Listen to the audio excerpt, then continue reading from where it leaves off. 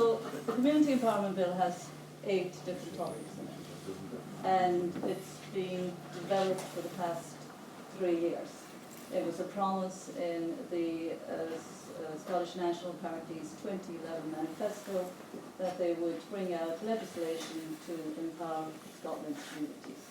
So that was the remit in 2011, and civil servants were told, off you go, bring out the legislation. So we're at the stage now where it was introduced to the Scottish Parliament in June last year. And the committee that is looking at the bill is the Local Government and Regeneration Committee, and they published their Stage 1 report only last week, and they have recommended a number of recommendations. Shall I just go through what's in the bill very briefly? Would that be helpful? So there are 8 different topics in the bill. It's about the national outcomes, which places a duty on Scottish ministers to develop, consult and publish a set of national outcomes for Scotland. It's about community planning, putting more onus on community planning to communicate and engage with local communities and involve community bodies and community councils. It's about participation requests, which provides a mechanism for communities to have a more proactive role in having their voices heard. All this is already happening. The difference that the bill is trying to make is just putting it on a legislative footing. You can go to the local authority and say, see that empty building down the road, I'm interested in taking over that empty building, I have a group, I have a bank account, I have some great ideas to use that building for. Currently, some local authorities will listen, some won't. So the changes to the legislation they have to listen. And unless there's a very good reason for not allowing you to use the building, then they have to do that. The other thing they have to do is they have to give you a good reason for not allowing that to happen. So that's one of the differences the legislation is making. Community right to buy, currently there's community right to buy in rural areas. That's being extended across Scotland to urban areas as well. Asset transfer requests, again, that's part of the participation requests.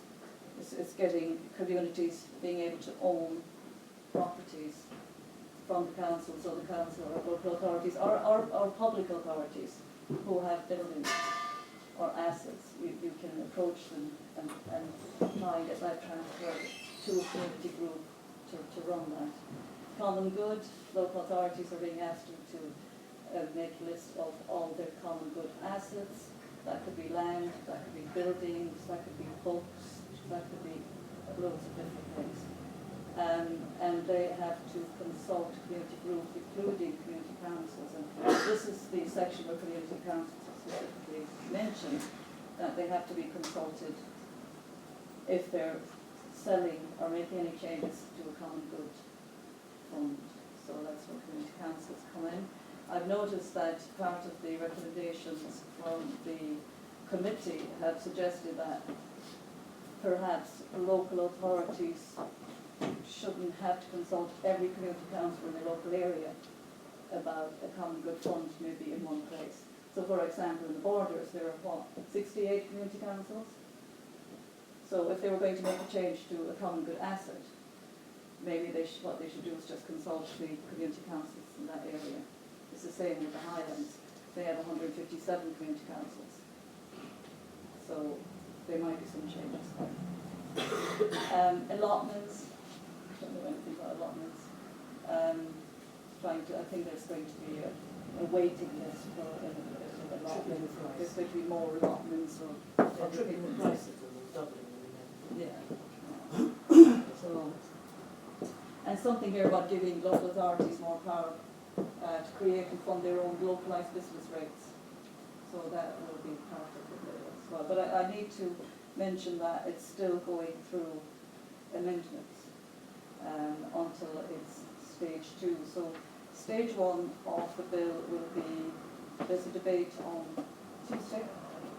That's what my colleagues, the guys, are working towards today. And after that we'll go into stage 3. So we hope that the bill will become law in the summer of 2015. So that's where we are with the community empowerment bill. So in general, there's going to be a lot more communication and empowerment to the community.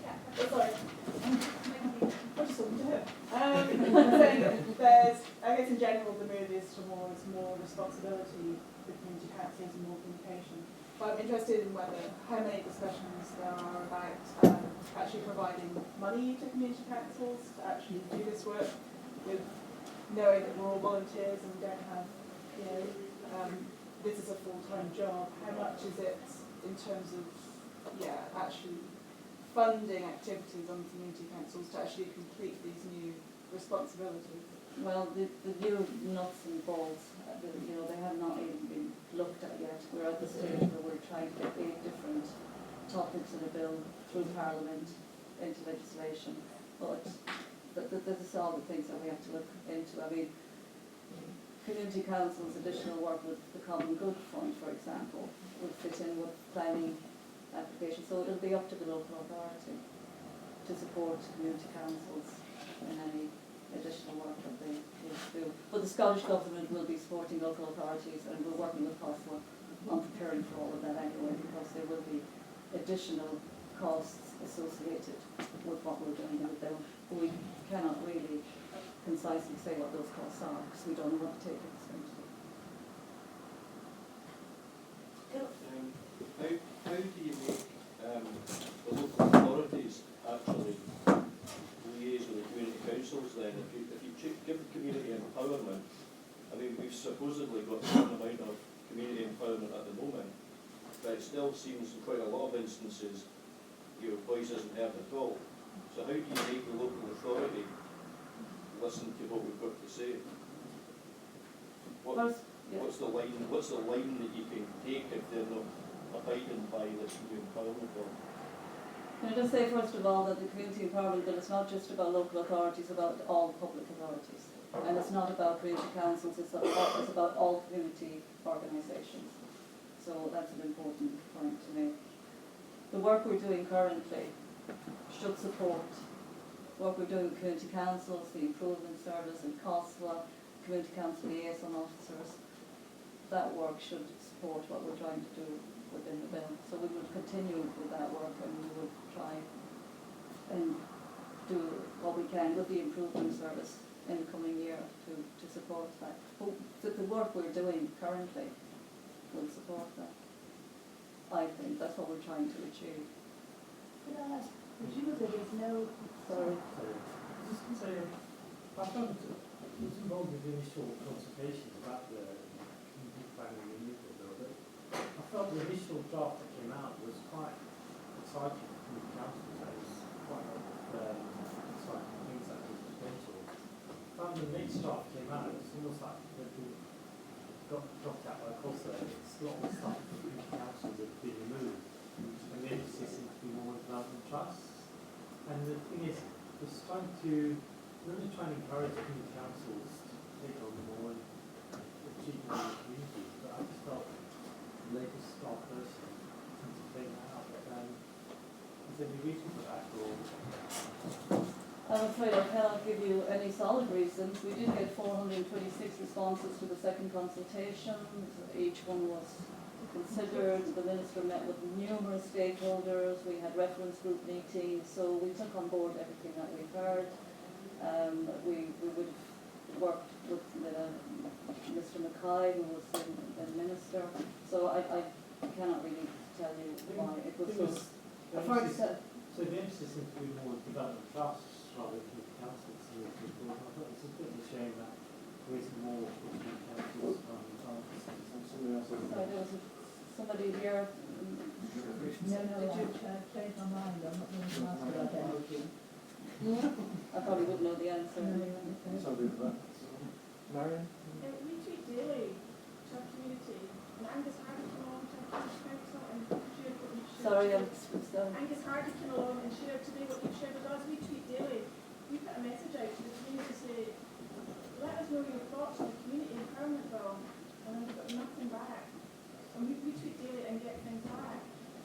So to just summarise briefly what we could put out to the citizens of our community in Scotland, why the benefits to them of this bill. we would welcome any communications with the people of Scotland and telling them what the benefits of the bill are. Or do you message me to them, or? Well, to take advantage of what's in the bill, that it is creating more powerful communities, it's making the dialogue between public bodies and public authorities and communities hopefully easier, it's giving communities more say and more power in what affects them in their local community. We're also linking all of that in with the work that I'm doing on participatory budgeting, for example. We are hoping to refresh and update the national standards of community engagement. So we are doing a lot of work, and we will be sharing the messages as we go along. But for now, to be honest with you, we're just focusing so much on trying to get this bill to where it needs to be. It was also just to say there's the easy read version of the bill on the Scottish Government website. That might be useful to send out to get people understanding of it. It's not the most complicated. It's the easy to read version so that people can actually understand what's in it. It's an easier reading age for it. It's quite useful because it's the easy read of the policy memorandum. So thanks, David, for flagging that. Can I ask one question myself? Speaking as a citizen, are there going to be any more consultation periods or any other ways of influencing the content? There won't be any more consultation because it's with the committee, the local government regeneration committee. They took evidence in October and November, and they took written evidence as well. So once it passes stage 1, hopefully on Tuesday, I think it's very limited what influence you can make on the bill. And if it doesn't pass stage 1, what happens then? I don't know. My legislation colleagues will be able to answer that, but I don't think. Does it go back to the drawing board? It would probably, but I'm hoping it's quite unusual for a state one bill not to get that. Because there has been huge consultation on this bill for over 2 years. The first consultation was in the summer of 2012. Second consultation was November 2013 to January 2014. Then the committee had been consulting on it for the past 4 months. So it's been huge. It's one of the biggest ones, one of the main ones that have been consulted on because it is about community environment. Yeah, just a point that relates to what was said there about the relationship between community councils and development trusts. I mean, I'm from a development trust, I'm not a community councillor. I've been asked to come along and find out community councillors. The reason why the development trust might have had more influence is they have a very strong central body in the Development Trust Association of Scotland, which maybe the community councils haven't got, and that may be something to think about.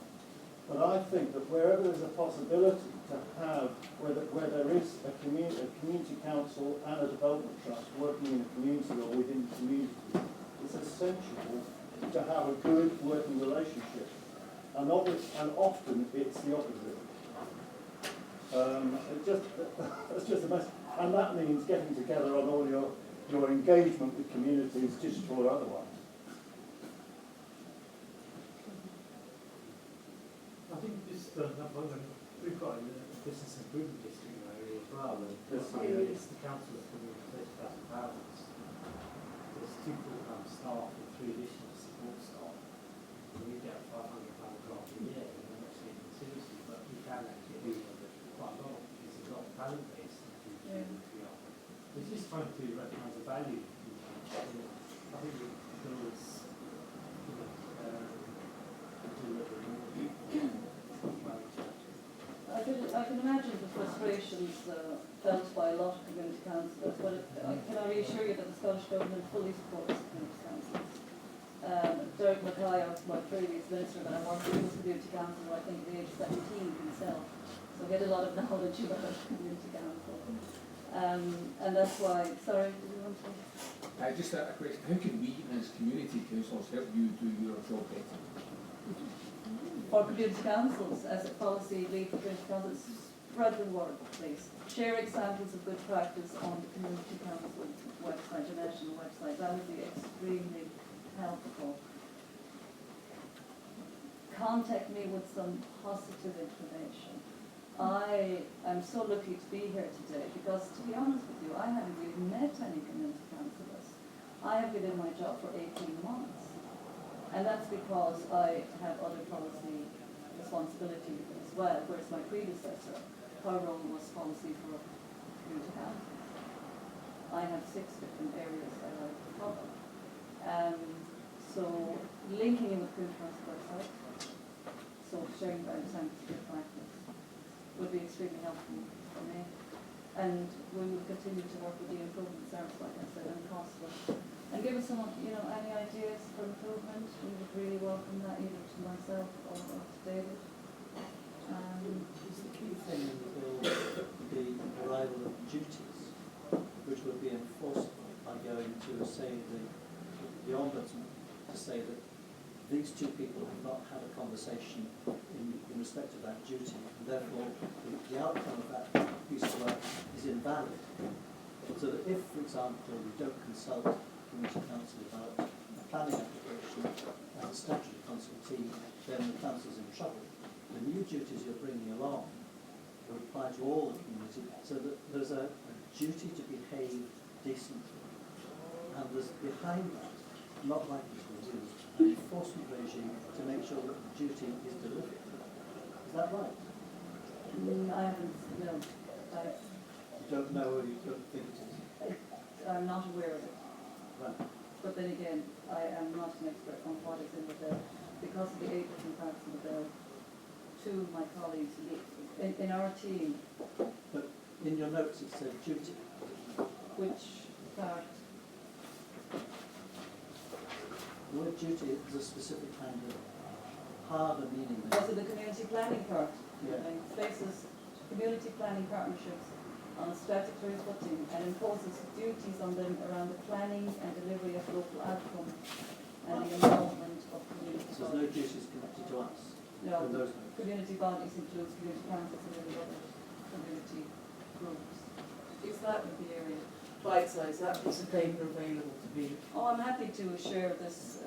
We can actually, perhaps it's a good idea, David, if we put an update, a summary of what's in the bill and what stages we're at on the Community Council website. Would that be helpful? We'd be very happy to do that. That's Yeah. And it's Remember quite, that community planning is not physical planning and development of building houses or whatnot. it's Community a community planning planning partnerships. is a different thing altogether, and there's a lot of confusion because of the same names. That's another thing we could put on the website, some information on community planning partnerships. It's great because we've now got a couple of actions, some positive things coming out of this section. And again, much as I hate to shut down as a person, so I'm not doing so. I'm saying there is lunch, but please do carry on the conversations as you eat. And